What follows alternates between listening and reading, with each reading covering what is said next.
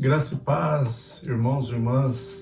Estamos aqui num domingo de manhã, né? Acredito que você esteja bem, porque nós aqui também estamos muito bem. Venho neste momento iniciar, né, dar a aula inaugural após as duas breves introduções sobre o livro de 2 Crônicas, né? E vamos iniciar hoje no capítulo 1, né, que é um capítulo dedicado a algumas partes da história de Salomão. Ok? Então o rei, no final do primeiro Crônicas, ele assume o trono, né? E agora aqui já tem, no primeiro capítulo, já tem algumas atitudes como rei, né? E vamos ver aqui que o nome de Salomão, ele é associado, ou significa, né, paz, né? E tem uma ligação forte, muito forte, com a cidade de Davi, com o nome da cidade de Davi, que é Jerusalém. E essas duas identificações lembram as características desse rei, né, de Israel e Judá. Então vamos ver mais adiante nas aulas que este reino, né, chamado Israel, ele se transforma em dois reinos, e assim, logo após o falecimento de Salomão.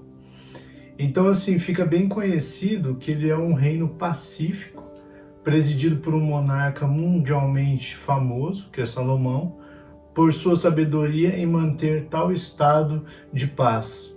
E uma cidade próspera, né, que atraía a riqueza e o poder de todas as nações ao seu redor, né, e cuja prosperidade foi resumida na construção da casa de Deus, o Templo de Salomão, o magnífico Templo de Salomão. Então, este é um contexto onde e uma referência a todo o reinado de Salomão. Então o cronista, né, lembrando que o cronista ele coloca a visão dele sobre o povo de Israel, sobre o povo de Deus, né? E lembrando também que essas crônicas são escritas para os pós-exilados, onde eles não tinham uma identidade religiosa, não tinham uma identidade espiritual, não tinham uma identidade política e nem social. Então eles precisavam ser lembrados do que havia acontecido 70 anos antes e até mais, né? Que quando eles estão retornando do exílio, aqueles que quiseram retornar, né? Então aqui a gente vê neste capítulo 1 que o Deus apareceu para ele, né? Para Salomão, e o abençoou. E isso não era nenhum mérito de Salomão, isso era uma aliança que Deus tinha feito com a casa de Davi, né? Então que ele ia manifestar a sua graça divina nos descendentes de Davi. Então ele tinha feito uma promessa para Davi, né? E isso estava sendo cumprido ali em Salomão. E essa promessa, né, era justamente um dos aspectos dessa promessa, era justamente as bênçãos que Deus poderia derramar sobre os reis que com certeza fossem fiéis a ele, que não abandonassem os estatutos nem os mandamentos que Deus tinha ordenado. Então, contando isso, né, nós vamos ver dois aspectos nesse capítulo 1 de 2 Crônicas, que o primeiro aspecto é a sabedoria de Salomão, né, que o cronista ele narra como é que acontece esse derramar da graça divina sobre a vida dele, e num segundo momento a sua força, né, o que ele tinha, né, para manter a paz, né, o que ele demonstrou neste capítulo, que é a parte dos versículos 14 até o final do capítulo, né? Então assim nós vemos que ali ele vai demonstrar a sua força, né? A sua grandeza do reino, claro. Então vamos começar pela sabedoria. O reinado de Salomão começou com alianças poderosas e uma grande construção na capital. Nós vamos ver na aula seguinte isso. né? Então, mais profundamente, a gente vai ver na aula seguinte, quando ele faz uma aliança externa, né? Uma aliança que já o pai dele já havia feito também, e ele aproveitou de um momento para pedir essa ajuda, para refazer essa aliança, né? E ele se dedicou ao serviço ao Senhor, né? E viajou para o norte de Jerusalém, isso nós vemos também no capítulo 1, no lugar chamado Gibeão, aonde estava o tabernáculo de Moisés. Se os irmãos lembrarem, na introdução de 2 domingos atrás, nós falamos sobre o tabernáculo de Moisés. Foi uma aula muito boa. Se os irmãos quiserem dar uma revisada, fica aqui a dica. Sabendo que a Arca da Aliança, né, ou seja, a presença de Deus, não estava mais ali. Nós vimos na outra aula também que essa arca foi levada para Jerusalém, né, no Monte Sião, onde Davi tinha levantado o seu tabernáculo. Em Gibeão, né, que narra dos versículos 1 até o versículo 6, né, então em Gibeão, primeiramente essa parte que nós falamos, né, que ele vai lá ao tabernáculo de Moisés com o intuito de oferecer sacrifícios a Deus, né? E no segundo momento, do versículo 7 até o versículo 13, é onde Salomão ele tem a visão, né? Muitas pessoas falam que é um sonho, não, mas foi uma visão, né? Num dado momento, né, que o cronista não coloca isso de forma precisa, ele só apenas faz o relato do fato. Deus mostra para ele, Deus conversa com ele e nisso ele responde a Deus e tudo mais, né? Então vamos ver agora.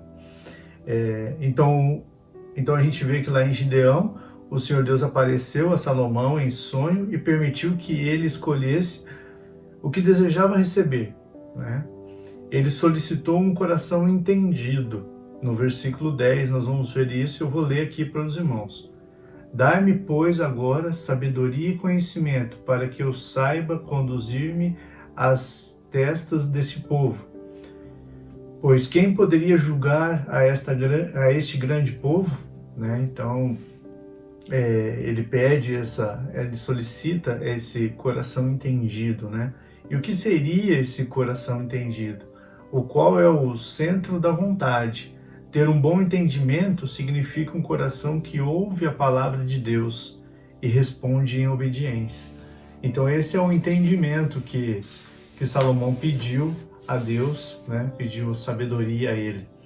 Como um rei de Israel, ele precisava ouvir e atender às necessidades dos seus súditos. Salomão especificou o pedido com uma referência à habilidade de discernir. Mas discernir o quê? Entre o bem e o mal, é claro, né? Neste contexto, isso significa que ele queria ter o conhecimento não somente do certo e do errado, mas, né, de todas as coisas, né? Ele queria ter aquele conhecimento que ele pudesse tomar decisões, que envolvia a habilidade de captar a essência de um problema e entender exatamente o que se passava na mente das pessoas. Lá em 1 Reis, nós vamos ver bastante a história de Salomão nos detalhes. É que aqui o cronista não traz isso, mas se você der uma folhada lá, você vai entender o que eu estou dizendo. Então a gente passa assim, a entender a mente das pessoas ao seu redor. Envolvia também a habilidade de reagir bem diante das situações mais difíceis e governar com sabedoria, né? Então assim, Salomão ele pediu exatamente isso que ele precisava, né? A indagação que ele faz a Deus, né, é uma indagação que responde a essas colocações, né?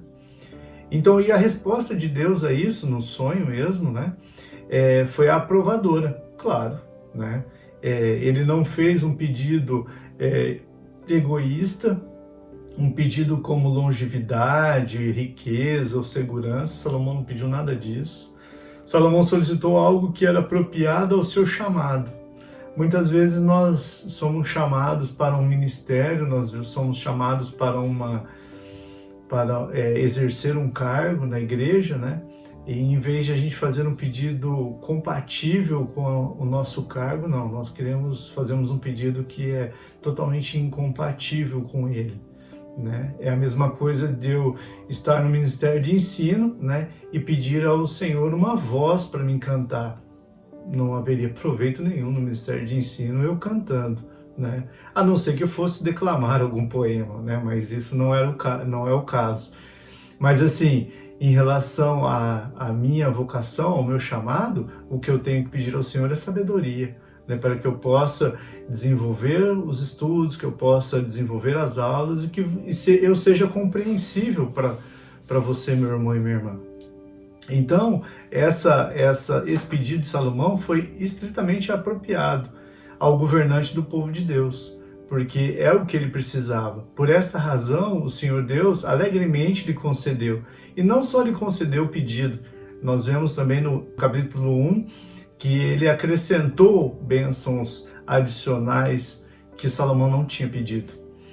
Nós vemos assim que quando nós estamos atentos à palavra de Deus, à voz de Deus, nós recebemos aquilo que a palavra nos fala e muitas coisas mais. Nós temos N versículos no Novo Testamento que revelam isso, principalmente Paulo, né? Principalmente Paulo fala muito sobre isso, sobre as questões de você pedir uma coisa e receber infinitamente mais.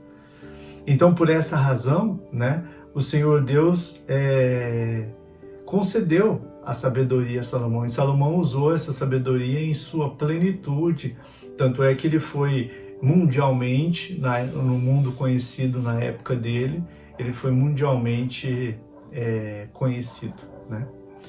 Então nós vemos outro aspecto nesse capítulo, é o aspecto da sua força, né? Então lá no final do capítulo, do versículo 14 até o 17, né, nós vemos ali que os cavalos, os carros, né, os cedros, as pedras, o ouro e tal e tudo mais, ele estava demonstrando, ilustrando a força e a riqueza de Salomão. Sua força militar possibilitava por suas riquezas materiais grandemente multiplicadas. Então Deus tinha multiplicado muito isso, né? Embora Davi tivesse promovido paz ao redor, né, lutando contra as 8 nações inimigas de Israel, né, era um fato que elas sempre tinham, né, só fazendo um parênteses aqui, uma maneira de voltar, né, para servir mais uma vez de praga para Israel. Mas na época de Salomão isso não aconteceu. Na época de Salomão, com todo o seu poderio, toda a sua sabedoria e tudo aquilo que Deus tinha dado para ele, ele continuou subjugando aquelas nações e demonstrando tanto a justiça de Deus quanto a misericórdia de Deus, quanto a graça de Deus sobre aquelas nações. A misericórdia no sentido da misericórdia e graça, no sentido de não destruir aqueles povos, mas sim permitir que eles ficassem, né? E a justiça é julgando, né, tudo que aqueles povos faziam, ele julgava. Mas Salomão fez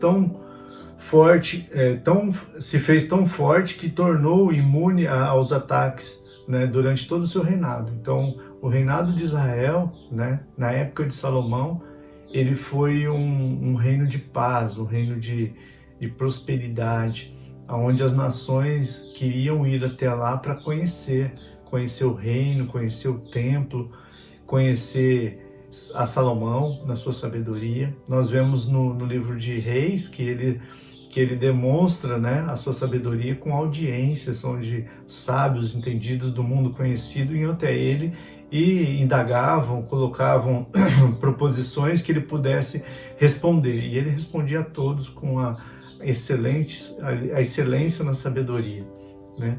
Então eu venho aqui, irmãos, concluir esse primeiro passo, né, essa primeira aula dentro do livro de 2 Crônicas, né, reafirmando, né, que o Salomão, você não vai encontrar aqui nesses capítulos que falam de Salomão a vida pessoal dele. A vida pessoal dele foi retratada lá no livro de Reis, né? Então aqui é uma visão estritamente do cronista. querendo exaltar aquilo que é de bom e aquilo que Salomão fez em seu reino, né?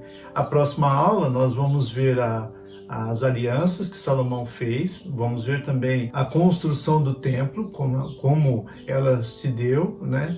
E vamos ver algumas outras partes, alguns outros aspectos do reino de Salomão sobre a liderança de Deus, ok? Então eu fico aqui, deixo a vocês um forte abraço, que Deus abençoe e até o próximo domingo.